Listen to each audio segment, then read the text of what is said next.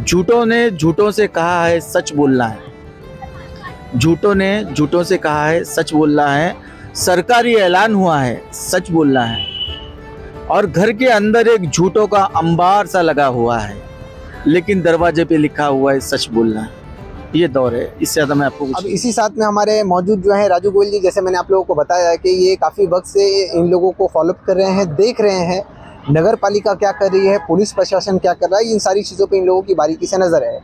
Sir, जिस तरह से आज 12 दिन हो चुके हैं, 12 दिन अगर कोई इंसान खाए ना और पानी ना पिए तो उसकी हालत बद से बदतर होते जा रही है, जो कि हमें दिख भी रहा है। बोलने की कंडीशन में गीता हेमंत कानाबाल नहीं है। आपको क्या लगता है कि जो इनकी लड़ाई है ये जो 100% सही है, या फिर वाकई में ये लोग जो हैं एक नगर पालिका को और किसी नामचीन कंपनी को बदनाम करने के लिए यहाँ बैठे हुए हैं? पहली बात तो ये है कि जो कंपनी है शाइन मेंटेनेंस, अल्फा.com और करन मेंटेनेंस, ये तीनों कंपनियां एक ही काला बाजारी कच्चे चिट्ठे के ये मिलीजुली सरकार है। इसमें महानगर पालिका के बड़े बड़े अधिकारियों की साठगांठ है। एक कंपनी को वो लोग सस्पेंड करते हैं, दूसरी आ जाती है, दूसरी को करते हैं, तीसरी आ जाती है। बहरहाल इस पूरे मीरा भाईंदर के टेंडरिंग कार्यक्रम के अंदर PWD से लेकर के कचरे का हो, रोड का हो, BOSP योजना का हो, हर एक टेंडर में इतना भ्रष्टाचार है जिसकी अगर हम किताब लिखना शुरू करें तो मीरा भाईंदर के ऊपर भ्रष्टाचार गाथा नाम की एक 500 पन्ने की किताब लिखी जाए तो भी पन्ने कम पड़ जाएंगे। बहरहाल हम इस मुद्दे की बात करते हैं। अभी 12 दिन तक एक महिला बिना कुछ खाए पिए अनशन पे रहती है। ये हमारे मीरा भाईंदर के काटकर काल का सबसे काला अध्याय, सबसे काला इतिहास है। मीरा भाईंदर में तकरीबन 7-8 आयुक्त आए और गए, लेकिन इतना निष्ठुर, इतना खतरनाक सोच वाला आयुक्त मैंने नहीं देखा जो मैं आज देख रहा हूँ। हम निरंतर उनसे चर्चा करते हैं, उनके लोगों से मिलते हैं। एक सचिन बांगर आए हैं, वो जब हम लोग उनसे मिल लेंगे वो कहता मुझे मालूम ही नहीं कोई अनशन पे बैठा है। एक अरविंद चालके हैं, वो फ़ोन बंद रखते हैं, कब फ़ोन बंद रखते हैं कब चालू करते हैं उनको ही पता है। पुलिस बार बार दबाव बना रही, भाई पेपर लाके दो, वो एक महीने का पेपर लाके देता है। जब महानगर पालिका पूरा डिजिटलाइज है, कंप्यूटराइज है, तो उनको तो सिर्फ प्रिंट मार के पेपर ही निकालना है ना, उसमें 12 दिन कहाँ लगता है। मगर ये सारी प्रक्रिया सिर्फ और सिर्फ अधिकारियों के और कंपनी की साठगांठ और भ्रष्टाचार की पोल पट्टी ना खुले और पुलिस इन पर कार्रवाई ना करे, इसको लेकर के ये लोग आनाकानी कर रहे हैं। वो ये सोचते हैं कि इसी तरह आदमी 2-4 दिन में अनशन से उड़ जाएगा। मगर ये मेरी बहन, इसको मैं सल्यूट करता हूँ कि इसने 12 दिन तक लगातार ये लड़ाई लड़ रही है। और मुझे आशा है, जिस तरह हमारे मुजफ्फर हुसैन साहब ने कहा था कि मैं चौकसी करके जांच करूंगा, तो एक उम्मीद हम लोगों को जगी उस दिन कि नहीं, कुछ रास्ते बनेंगे। और मेरा भी विश्वास जागता जा रहा है कि अब पुलिस उपायुक्त श्री प्रकाश गायकवाड़ जी से हम लोग मिले, उन्होंने भी आश्वस्त किया अब थोड़ी सी कानूनी प्रक्रिया है, बिना सबूत के गुनाह दाखिल नहीं करेंगे, क्योंकि सामने जो है महानगर पालिका के अधिकारियों ने शिकायत दर्ज कराई है, तो पूरी खोजबीन जांच करके ही करेंगे। तो मुझे उम्मीद है बहुत जल्दी ये निर्णय लग जाएगा और हमारी बहन का अनशन हम लोग इन्हें अनशन से उठा देंगे। बहुत बहुत शुक्रिया हमसे बात करने के लिए। ये थे राजू गोयल जी, अनमोल समाचार के संपादक, जिन्होंने कहा है कि पुलिस को जो कुछ टेक्निकली नगर पालिका सपोर्ट कर दे तो बहुत तेज़ी से काम आगे बढ़ जाएगा। उसी बीच में हमारे साथ में अशरफ भाई हैं, हम इनसे जानते हैं कि सर, आप भी एक पत्रकार हैं, आपको क्या लगता है कि इतिहास में मीरा भाईंदर के कभी इतना लंबा आंदोलन किसी के खिलाफ किया गया है क्या?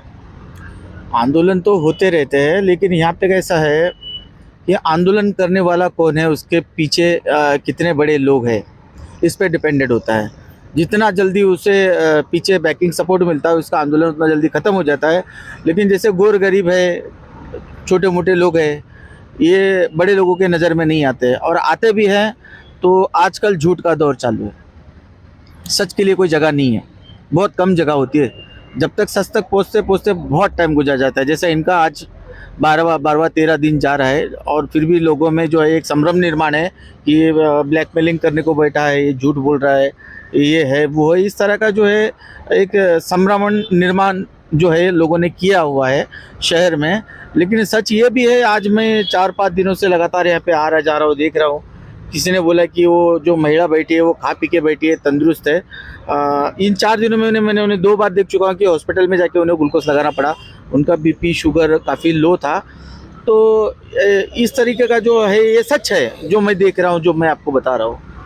और इससे ज़्यादा सच्चाई लोगों के सामने हम कैसे रखेंगे, क्या रखेंगे पता नहीं। हमारे पास तो कोई जैसे कि मेरे पास मतलब जैसे ये आंदोलनकारी है, इनके पास बहुत ज़्यादा जो है सोर्स नहीं है।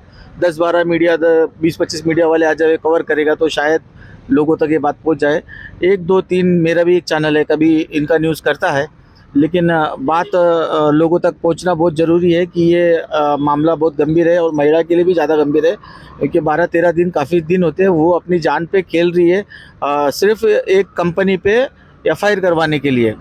और एक कंपनी पे एफआईआर करवाने को 12 से 13 दिन जा रहे, वो भी महानगर पालिका खुद कह रही है कि आप जो है शाइन मेंटेनेंस जो है उसके ऊपर महापालिका को गुमराह करने का गुना दाखिल करें, ये लिख के दिया हुआ लेटर में।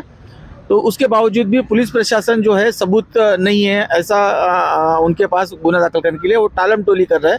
टालम टोली क्या, उनको सबूत नहीं दिया होगा, अगर नहीं दिया तो क्यों नहीं दिया, ये दूसरा प्रश्न है। लेकिन कैसा है, मैं आपको इतना बता दूं कि आज दुनिया के दौर के हिसाब से मुझे एक शेर जो है याद आ रहा है। झूठों ने झूठों से कहा है सच बोलना है, झूठों ने झूठों से कहा है सच बोलना है, सरकारी ऐलान हुआ है सच बोलना है, और घर के अंदर एक झूठों का अंबार सा लगा हुआ है, लेकिन दरवाजे पे लिखा हुआ है सच बोलना है। ये दौर है, इससे ज़्यादा मैं आपको कुछ नहीं बोलूँ। ये थे जो पत्रकार हमारे साथ में जिन्होंने बताया है। एक मन में सवाल खड़ा हो रहा है कि जब से देश आज़ाद हुआ है तब से लेकर आज तक भ्रष्टाचार का भरमार हुआ है, पर इस भ्रष्टाचार के अंदर में कभी भी किसी को सज़ा जल्दी नहीं मिली है। आपको मैं कितने ऐसे अनेकों भ्रष्टाचार है जिस बारे में बता सकता हूँ कि जिसे भ्रष्टाचार साबित तो हुआ है कि हाँ भ्रष्टाचार हुआ है, पर कभी भी उसके अंदर में किसी अधिकारी को, किसी नेता को, या जो उस भ्रष्टाचार में लिप्त हैं उन्हें कभी सज़ा नहीं हुई है, ना ही उनका नाम सामने आया है। पर पत्रकार की वजह से, जो पत्रकार लोग ईमानदारी से करते हैं, उनको अपनी ज़िंदगी से जो है साथ छोड़ना पड़ता है, उनको अपनी दुनिया से अलविदा कहना पड़ता है। अनहोनी उनके साथ न जाने कैसे हो जाती है। जो ऐसे पत्रकार जो हैं ऐसे भ्रष्टाचार के खिलाफ में आवाज़ उठाते हैं और दिखाते हैं, वो इस दुनिया से जल्दी ही चले जाते हैं। इसके पीछे का कारण जो है वो कभी भी सामने नहीं आता है। दोस्तों, आप लोगों की राय, हेमंत कानाबार, उनकी जो वाइफ बैठी हुई हैं, उनके साथ में जो सहायता कर रही हैं, जो पत्रकार कर रहे हैं, जो समाज सेवक लोग कर रहे हैं, उन पे क्या है कमेंट करके ज़रूर बताएं। अगर ये वाकई में खंडनीय हो रहे तो आप लोग कमेंट में जवाब दें कि ऐसे लोगों का साथ हम पत्रकारों को देना चाहिए कि नहीं देना चाहिए। और अगर ये वाकई में सत्य के रास्ते पर चल रहे हैं तो आखिरकार न्याय मिलेगा तो कब मिलेगा। आप लोगों की राय क्या है कमेंट करके ज़रूर बताएं। वीडियो अच्छा लगा हो तो इसे दूर तक पहुँचाएँ। मैं इब्राहिम, जय हिंद, जय महाराष्ट्र।